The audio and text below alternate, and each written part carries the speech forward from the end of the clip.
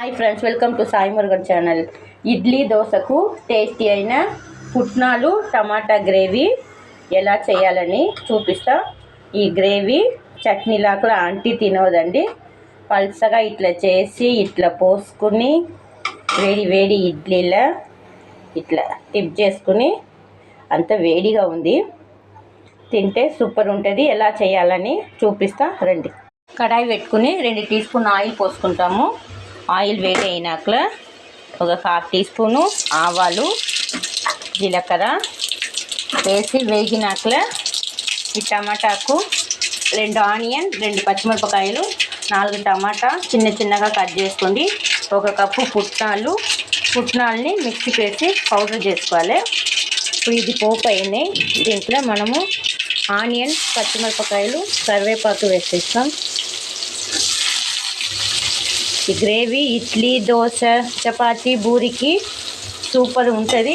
ఈజీగా కూడా చేయవచ్చు. Just 10 minutes simple recipe. పుట్నాలు మాత్రం మిక్సీకి పౌడర్ చేసుకోవాలి. ఇప్పుడు ఆనియన్ ఇట్లా వేగినాయి.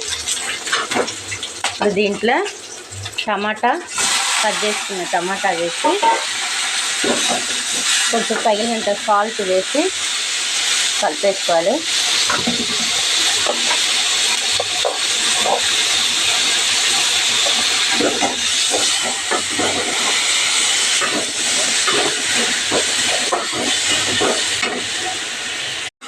ఇప్పుడు టమాటా వేగినాయి. దీంట్లో 1/2 టీ స్పూను పసుపు, సాంబార్ పొడి,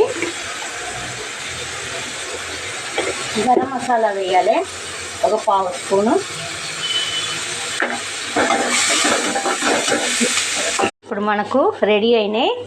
ఇప్పుడు ఈ టమాటా అంతా ఉడికినాయి. ఇప్పుడు మనం పుట్నాల పొడి ఉంది కదా, అది వాటర్లో కలిపి జల్లెడ పట్టుకోవాలి. ఎందుకంటే దాంట్లో పొట్టన్నీ ఉంటుంది కదా. ఇది పోసి పుట్నాల పొడి వేసిన వరకు మనకు బాగా చిక్కగా అవుతుంది వెంటనే. అందువల్ల ఇంకా కొంచెం వాటరు, ఇంకొక గ్లాస్ వాటర్ పోయాలి.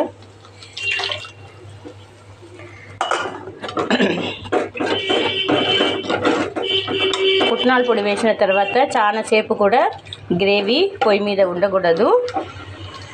లైట్గా ఒక పొంగు రాగానే బంద్ చేసుకోవాలి. ఇప్పుడు లాస్ట్కు కొన్ని కొత్తిమీర వేసుకుంటే మనకు టేస్టీ అయిన టమాటా గ్రేవీ ఇడ్లీ, దోశ, చపాతీ, పూరికి సూపర్గా ఉంటుంది. ట్రై చేయండి. ఎలా వచ్చిందో కామెంట్ బాక్స్లో కామెంట్ ఇవ్వండి. Thanks for watching.